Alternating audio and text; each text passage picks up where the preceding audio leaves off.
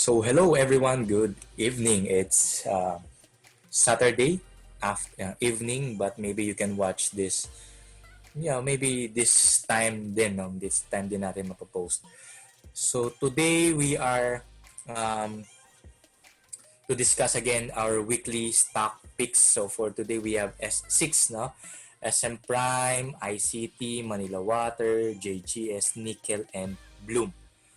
All right, so let's go straight to the topics and stay tuned stay at the end of the video for you to watch the whole set and the whole um, approach of how do we assess these stocks.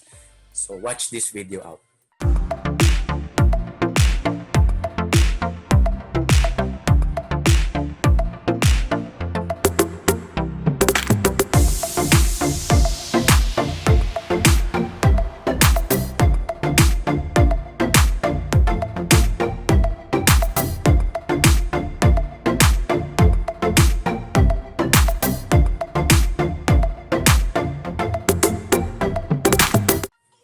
Alright, so again, my name is Autea. I'm a financial wealth planner and I'm a stock market investor and trader. So I prefer myself trader na rin as today, no?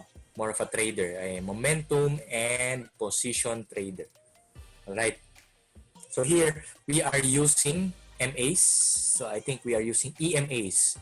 I'm using 20, 50, and 100 EMAs accordingly. So it will be based or those are ranked, depending on the range or the days. Tama. Volume, I have here volume, MACD, and RSI. Alright. So for SM Prime, we are seeing or we are looking at a bounce back from its here at the resistance area. Let's just consider this line. Actually, it's an area for this one. So we are hoping that the stock will bounce back up at that point here, no? Sa area na yan. One good sign is that the EMA 20 is already above the 50 EMA. The volume is good. Last Friday, the MACD has crossed above the signal line. And the RSI is above, or it's 60, meaning it's above the 50 area. So if we will plot the 50 line here, let's plot it manually right there. So it's consolidating around the 50 range or 50 area. So it's a good sign for this stock. So what are the possible move for this one? Let's put a support resistance line here. The risk-reward ratio. The reward can be around here.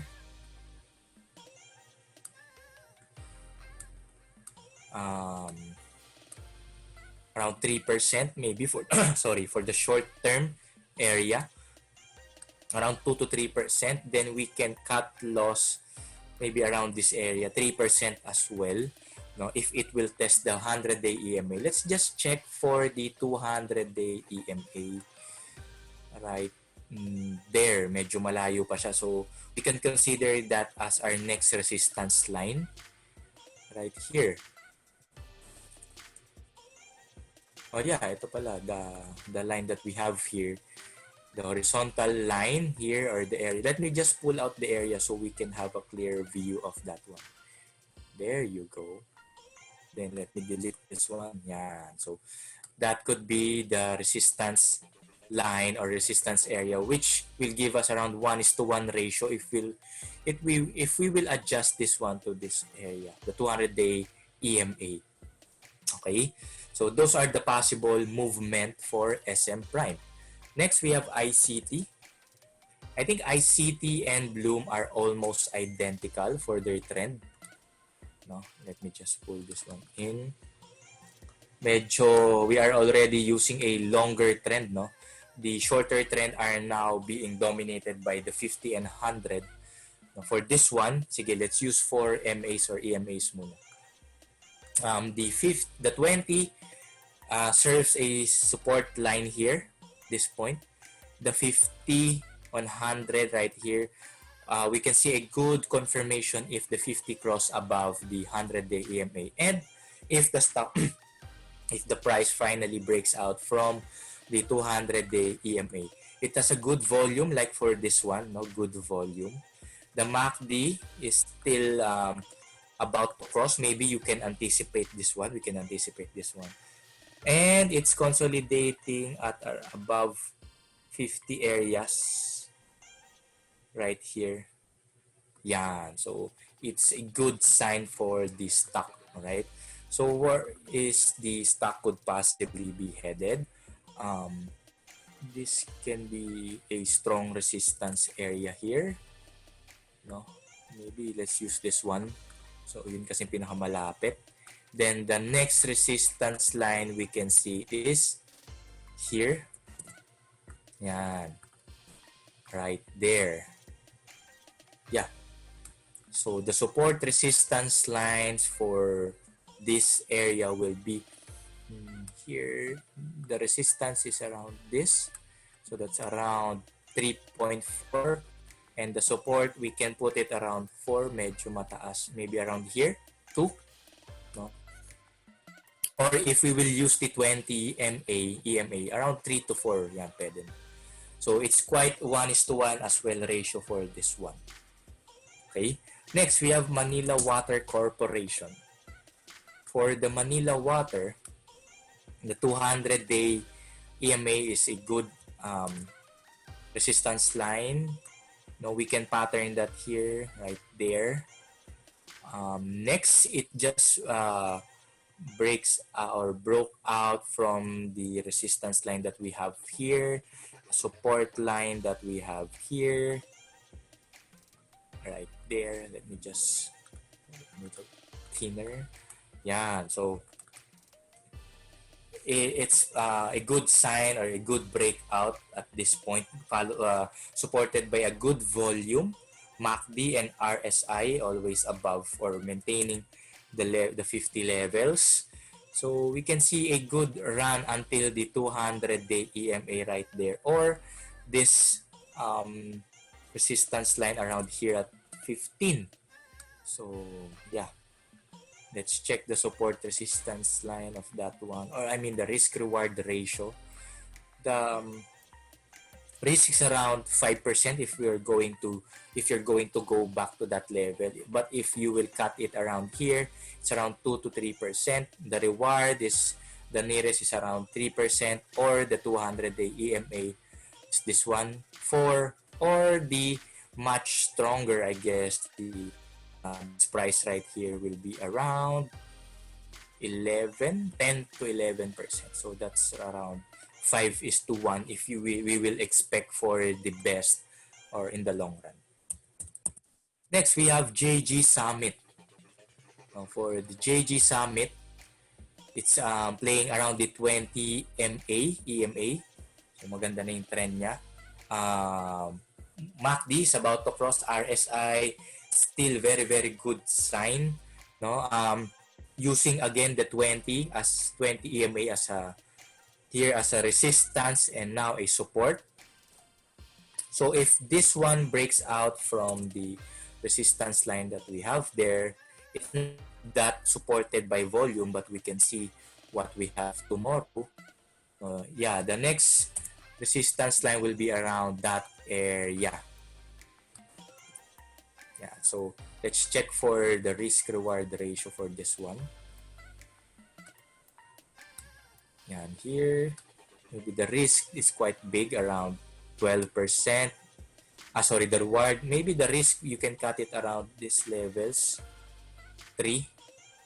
Or if the 20 MA will follow it up to this point, you can use that as its support areas. There is a short term, you can consider this one pala, short term resistance. So that's around 6%. So those are the ranges that you have to look for. And we have Nexus Nickel. For nickel, it's testing the 100-day EMA. There's a sharp movement for the MACD, a sharp uptrend right there. Volume is very good. so as the RSI right here, no? So what we can expect for this one, if this one breaks out from the 100-day EMA, the next resistance can be around the 200-day EMA or this point. Wala, ito muna. Yeah, this point right here, this area, I mean, because of this wick and this price level. So that's the next one. So what's the risk-reward ratio for this one? The risk that we can see is around 7, no? Medyo malaki. But if we will cut this one into half, maybe 4, yeah, it's quite big. But the reward is around, if I will match it with this one, yan, around 10. So maybe 2:1 risk-reward ratio. It's quite manageable. Alright. Next, lastly, we have Bloom. For Bloom, it's like, it's like JGS. It's quite lacking of volume, but the pattern's the same, using the 20 EMA as a resistance here and now a support here. The next challenge we can see is that the 20 EMA is not turning as a resistance line. So let's use this one. If this one breaks out, the next move can be around this area right there. All right. Again, same thing, consolidation. That's one new thing that I've learned. Consolidation of RSI together with the RSI must be above or within 50 range to maintain its strong momentum. The nearest resistance area will be here. So that's quite small, no, 1%. But if we will hope for the next one, that will be around 16%. Then as a support, around maybe this area, 6%. It's quite big, no? Cut it to 3 to 4% na lang siguro, or maximum 5 right here. Or use the 20 EMA as its support, no? Maybe at this point, you can sell kasi you have plot a support line there, no? Kumbaga, out of risk management, and tried it now this area again. All right, so that's it. That will be my stock picks for the week, no?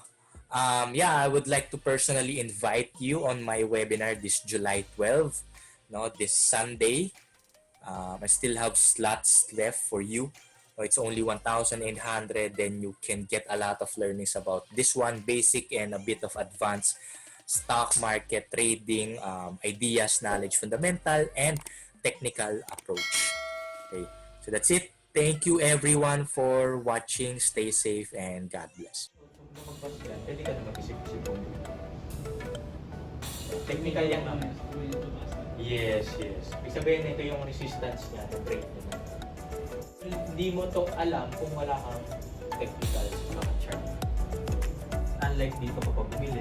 Tapos pag bumili ka dyan, tapos pag nag-ano siya ng backyard, hindi ka na mag-backyard. Pwede. There's a trend, di ba? May line dito eh. Again, kanina yun yung resistance, di ba? Na alam nila hanggang dito lang yung price, kaya bibenta na sila.